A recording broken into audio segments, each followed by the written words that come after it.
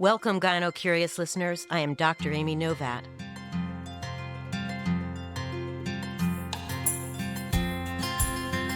We are here to investigate what it means to be a healer and to be healed. In 1994, I delivered my first child. I had just completed my last year of OBGYN residency. It was probably one of the hardest years of my life. Let's just say being pregnant was not a popular, well-accepted event. I was the first resident to be pregnant in my program, and despite my chief being a terrific person, he was totally unsure how to mollify the community of other residents and the attendings who were sure I was going to have to take time out of the year to care for my body in the pregnancy. As it turned out, I didn't miss one day and delivered at the end of the year, but the year was hell. I was on call every other night and some weeks every night for 7 days straight. I was pretty miserable in mind and in body. Further, I had made another very unpopular decision when I asked Charlotte, a midwife, to assist me and my husband during my delivery. My colleagues were shocked that I didn't ask one of the doctors directly, and that again I was moving along a different path than what was expected of me. As I thought about both my deliveries, choosing a midwife to support me both times, I thought about how important it was to make sure listeners know about midwifery and midwives. So I have the greatest of pleasure this morning of introducing you to McKenna Eldh, a New York State certified midwife who is now working here in Rhinebeck at the Northern Duchess Hospital Birth Center. McKenna did her undergraduate degree in political science at the College of the Holy Cross in Worcester, Mass., and then at 21 decided to pursue a calling in midwifery and women's health. Eventually graduating from SUNY Downstate in Brooklyn with a master's degree in midwifery, she spent the early part of her career working with other midwives in Park Slope at New York Presbyterian Brooklyn Methodist Hospital. And I have the pleasure of welcoming you this morning to the show, McKenna. Welcome. Thank you so much, Amy. And also the pleasure of welcoming me to Rhinebeck, because you're the reason why I got the job here. You helped me get this job. Introduced me. It's true. I wasn't going to mention online or on the show here how we met, but we met at the beach. It was very lovely. It was very lovely. I guess let's just start with, how did you learn about midwifery? Was it something you were exposed to as a child? When did you discover this world of midwives? I guess my first exposure that I realized later was a book that I read in 6th grade, and it was called A Midwife's Tale. And it was a children's book about a medieval times midwife, or the assistant to a midwife. And I had no idea and no interest, but I was obsessed with this book. And I would have no idea that later that would be a very like a funny precursor to my career. But so that was the first time I was ever introduced. But really, I learned about midwifery as a modern career from an acupuncturist who was really helpful to me in my early 20s. And yeah. So once you heard about midwifery, what does it take to be a midwife? And I know that there are several kind of categories of midwives. Can you explain to our audience what the process was and about these different titles, if you will? Yeah, it varies state to state. There are multiple different licenses and kind of ways to become a midwife. In New York, in particular, there is the option to do something called direct entry midwifery. So the more traditional, and when I say traditional, I mean within the last 100 years, is you go to nursing school and then you specialize in midwifery. There are options in some states and some programs where it's direct entry and you don't actually do a nursing degree and you just have to have an undergraduate degree. So that's what I opted to do, only because I had a lot of prerequisites. I had avoided science classes like the plague in college and undergraduate. So I had a few years of those to do and then graduate studies on top of it. So I opted not to do the nursing. So I'm a certified midwife in New York. All midwives, whether you're a certified nurse midwife, certified midwife, are licensed midwives. But it's generally a graduate program that you do, and either you do nursing before or not. But For example, if I wanted to move like to California and work, I would have to go back and get my RN license in order to be practicing in a hospital. Yeah. I was thinking about how so many of our colleagues come to medicine and healing in this kind of circuitous route, and yet there's some crystal that kind of carries them through their years until they finally make a decision to become a healer. So I was stuck a little bit on your poli-sci background. Yeah. Do you feel like that influenced this decision at all? I think political science appealed to me. I like the idea of systems and macro and larger story arcs and how things fit in that way. And I feel like wellness and the body and healing, there's a lot of that as well. So I don't know if it really actually played any. I would say it's pretty separate. That's why. So that was my original interest in poli sci, but I don't think it's really, I think that would be the thread, if anything. I like the interconnectedness. I think that we are all and everything is a part of a much larger system. So I think that would be the common thread between being a midwife and caring for people and the healing aspect of that and political science. For me, it tapped into kind of the origins of women taking care of women. Yeah. Women have been taking care of women forever. Mm-hmm. Midwives in particular were the stewards, if you will, of deliveries in homes, communities throughout the world. And then in the Americas, in North America, something happened in the late 1800s where, pardon me, but male physicians decided that they wanted a piece of the action. Right. They had no training in obstetrics, but they created laws that basically made it impossible for midwives, who were, if I'm not mistaken, always women, to do their trade, to do their work, to continue teaching this art to other midwives. And it particularly, of course, influenced women of color and in poor communities that didn't have access to hospitals where women were, by law, had to deliver. And it struck me how this lack of access and inequality continues today. There was just a piece in the Times about the lack of access and inequality in maternal and prenatal care in this country for women of color and the poor. So as I was reading your bio and thought of poli-sci, even if it's not a conscious thing, it certainly struck me that there was a part of you, perhaps, that understood the systems of care for women in particular. Yeah, absolutely. I mean, I think that a huge part of this job is advocacy on every level, advocating for obviously women or birthing people, especially those who are disenfranchised and do not have great access to care. There's advocacy for the profession, and there's advocacy for oneself on a daily basis and how I function as a midwife within this larger system. That's very challenging, I'll be honest. And then also to your point, with regard to having to go through a nursing program to become a midwife, there's this kind of hierarchy. I think we can acknowledge that in medicine, and doctors are at the top and nurses are below. And having to go through a nursing program was a particular step that was taken to keep midwives below doctors, right? And that's this idea when really in a perfect system, there's a wonderful collaboration between the two. I think midwives, we specialize in what's considered kind of low risk physiologic birth, so supporting physiologic processes. And sometimes it requires intervention and it becomes more medicalized. I think that it's very heavily medicalized now. So I think that the place of midwives in a lot of hospital systems is it's a bit of a gray area. And I think it can be a little frustrating. I don't know if we're always used for all of our full potential and our capabilities. You can't bill for compassion and for extra time spent listening and for things like that. So I think our greatest strengths, and I think all the midwives I know would probably agree with this, our greatest strengths are not always the best utilized because we are considered these mid-level providers that are extensions a lot of times of the docs and of the medical system. And yeah, so it's advocacy every day for all the things that are most important.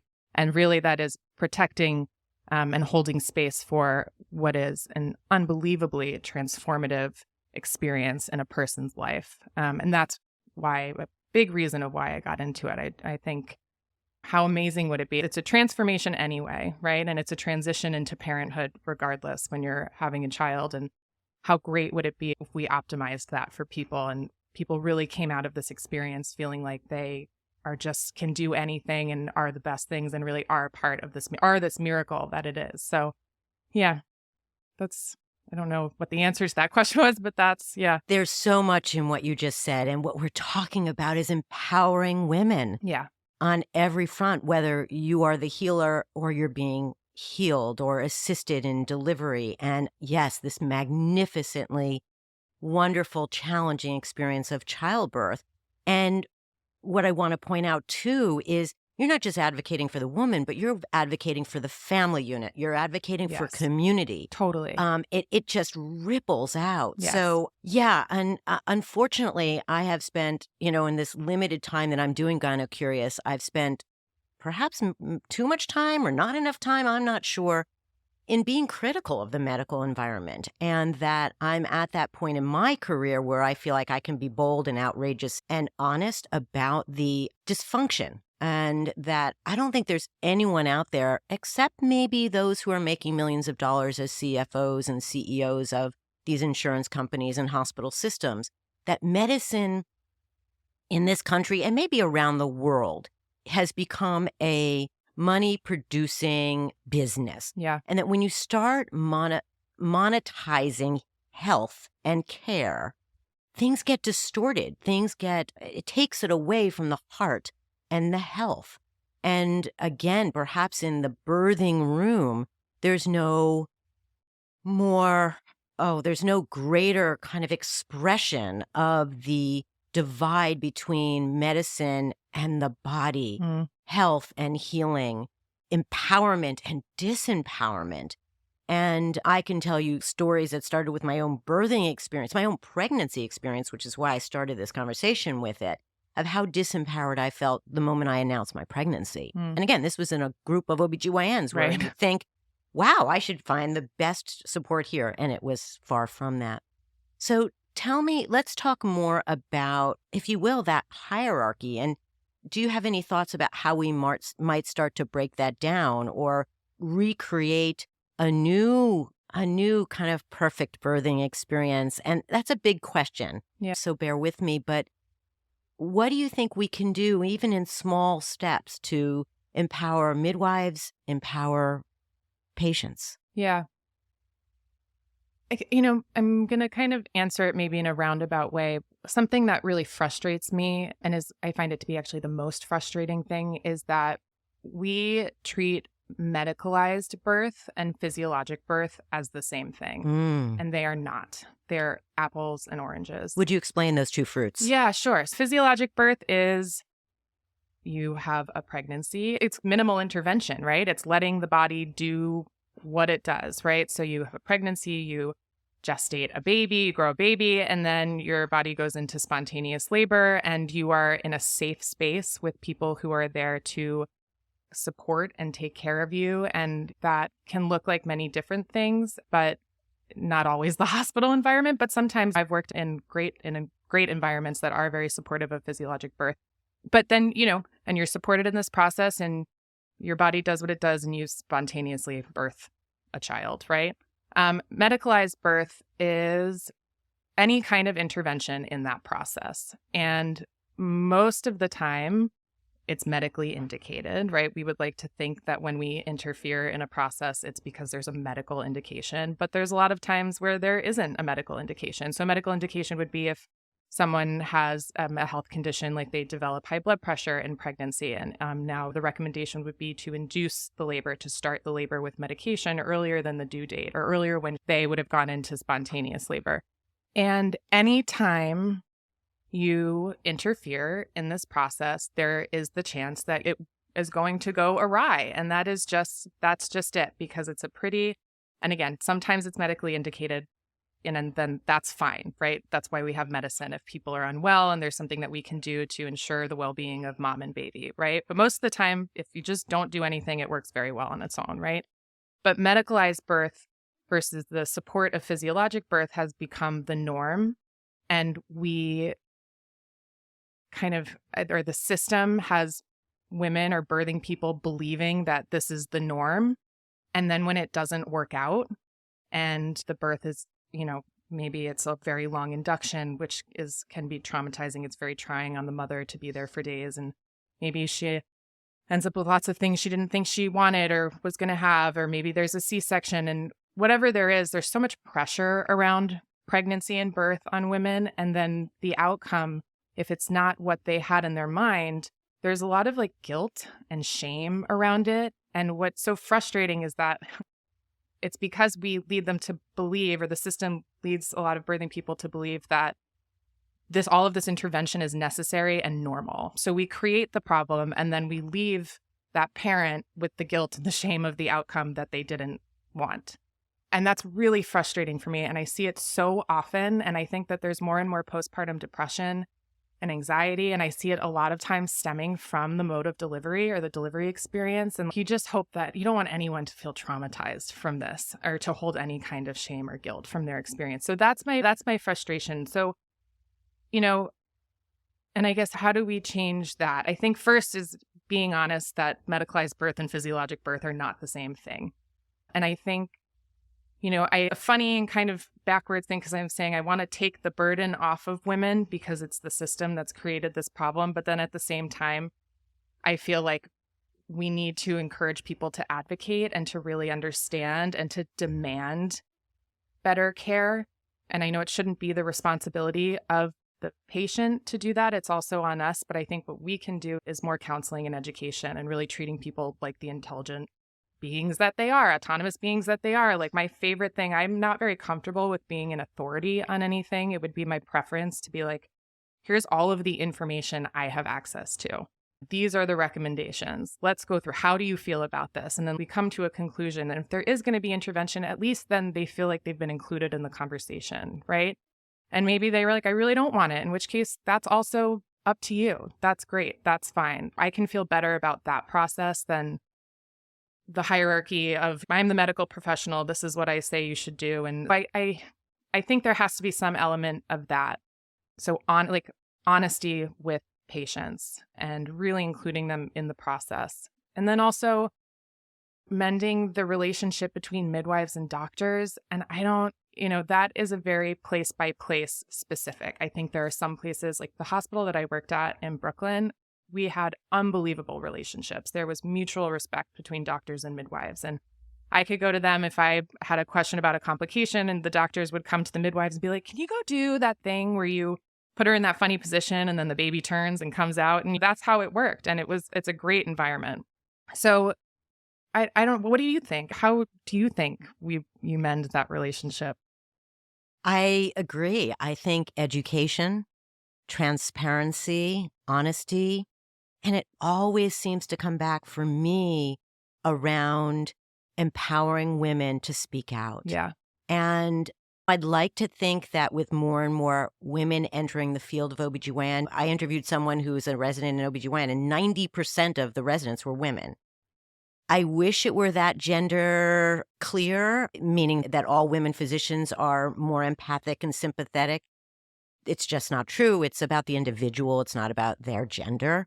But letting women know, whether it's in the birthing room or in the operating room or at their doctor's office or, I don't know, at the grocery store, I don't care where it is, where we teach young women how to stand firm in their voices, in their intuition, in their knowledge or lack thereof, lack of knowledge about their bodies, but the spaciousness to ask questions. Yeah. And then, to break down the hierarchy in medicine. It isn't working. It isn't working. And I'll never forget, I was new to the area and I was in the operating room. I don't know, I'd done 10 or 12 operations at that point in the local hospital here. And there was a paucity of help in the OR. There wasn't a tech I don't remember the specifics. All I know is that just naturally, I started grabbing things I would need out of the drawers. I assisted the patient onto the operating room table, off the operating room table. And then the patient was wheeled out to the recovery room. And the nurse, who was the main nurse in the OR, looked at me and said, like, where are you from? Like, what are you doing? She said, no other surgeon helps us the way you just helped us. Yeah. And I must tell you, I don't know if it was my mother and the lessons I learned as a young child or just my feeling of, no, I'm going to take credit. I think it's a community. I think that the only way surgeries go well is if you communicate with everyone on the same level and that you assume everyone has a job that's important and that there is no hierarchy. Right. I have a set of skills that, the nurse may not, but she has skills I don't have. Absolutely. And that the only way we're going to ensure health and wellness in this micro environment, and then ultimately in the larger environment of the hospital and community, is to speak to each other as human beings respectfully and supportively. So, that's a mouthful, because it's what we're talking about is treating each other with respect. Yeah. And I can only speak as a physician and the training that I had, where the first day of medical school, I think he was the chairman of the board or whoever he was, addressed us all and said, "You are now God." Literally, that's what he said. Nightmare. Yeah, exactly. Exactly. So where does that take young minds? Yeah. To a place of hierarchy very quickly. Yeah. So I think it's about communication, and it's a tough one. Yeah. So talk to me about the joys of what you do. Tell me, where do you get that enriched, lovely point of bliss? Anytime that I think there's so much anxiety around being pregnant and so much unknown because I don't think we're as tapped in with ourselves as we used to be. The best thing in the world is when someone leaves feeling better than when they walked in the door. There being so much anxiety around this. But that for me at the moment is watching that person relax and feel better and go into their day feeling more confident about everything that's going on with them. And that's whether it's a gynecology patient or a pregnant patient. That is people feeling good, people feeling confident. That's where I get my joy in this job. And I think that's been something in my life in general. I like supporting people. I think that everyone is better off when people are feeling good about themselves. So that's really my joy. And yes, delivering babies is also super fun. I love to deliver a baby, but it's the sense of self-satisfaction that person has after any kind of experience with us. Yeah. So I tend to forget that our world is one that so many people don't have access to, Yes. whether they've decided not to bear children or just being on the other side of the speculum, as I like to say, separates them from those of us who are doing the healing. And I'd like you to share with the audience a little bit more about the birthing experience from your perspective and what happens when a woman walks into the birthing center, and what do you do? And you can even give details, but what works in that environment in particular? I think making sure that person, the woman, the birthing person, feels safe. I think that's the most important thing, that they feel safe and they feel like you are there to hold that space for them and not to mess anything up. So I think humor helps very well. I tend to be, as much as I am on top of things, I want to bring a little goofiness to it. It is light. It is happy. You need those happy hormones also in labor to keep things going. I think that there's a nice balance of humor, but also making sure that they feel secure and understand that in all seriousness, we're here to make sure that everything is okay. That's what I like to tell people. At the end of this, I promise you everyone is going to be safe and healthy, and we're here to answer your questions. There's no such thing as a silly question. Please answer all of them. That's my job. My job is I'm here to serve you and to make sure that you are safe and healthy and happy. So that's tends to be amongst the other more medical things that we talk about sometimes. That is something that I always want people to know. So yeah, the parents come through the door and we get them situated. The nursing staff at Northern Duchess is so wonderful. They are so kind. And that makes all the difference, because you can't be, if you have multiple people in labor, sometimes we have to go stop back to the office. You can't be with that person all the time. So it's so wonderful as a midwife to know that everyone who is there at the hospital all the time with those people are equally as concerned with being kind and supportive. So that's been one of my favorite things about starting at the birthing center here. And then if someone comes in and they're in labor, then it's really just about giving space and not doing anything, right? And just letting them know we're here. But the best midwife, we say, sits on her hands, right? And we just wait for it to work. And then if someone is coming in for something more medicalized, like an induction or a C-section, again, it's just sharing all of the information that I know. These are all of the options, and doing so in a way that's not overwhelming and more palatable, and answering questions. I prefer to ask questions to see how people are feeling and let them lead the conversation, and then also share the information. So yeah, that's what it looks like. most often these days it's not, our maternal death rate here at Northern Duchess is thankfully extremely low, Yeah. but we do experience loss of babies. Mm. Again, a small number, but it happens.